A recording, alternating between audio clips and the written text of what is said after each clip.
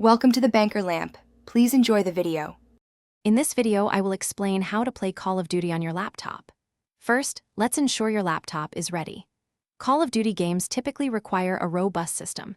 You'll need at least 8 GB of RAM and a dedicated graphics card with 4 GB of RAM for a good experience. Also, make sure your operating system is fully updated. These steps are crucial for a smooth and enjoyable gaming session, preventing frustrating lag or crashes. Once your laptop is ready, it's time to get the game.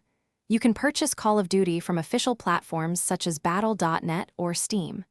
After purchase, download the game client. Be prepared to allocate a significant amount of storage, typically around 100 GB or more, for the installation.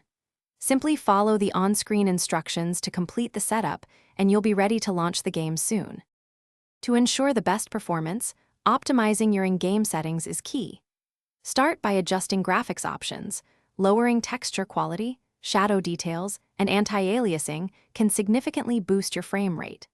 Close any unnecessary background applications to free up valuable system resources.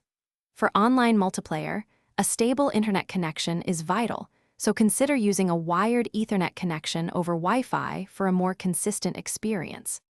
Finally, let's talk about peripherals and gameplay. A good gaming mouse and keyboard are essential for precise aiming and movement. While not strictly necessary, an external monitor can offer a much larger and more immersive view. Spend some time in the game's training modes to get comfortable with the controls and maps. Experiment with your mouse sensitivity to find the perfect setting that suits your playstyle for optimal performance. Thanks for watching. If this was helpful, leave a like and consider subscribing. See you next time.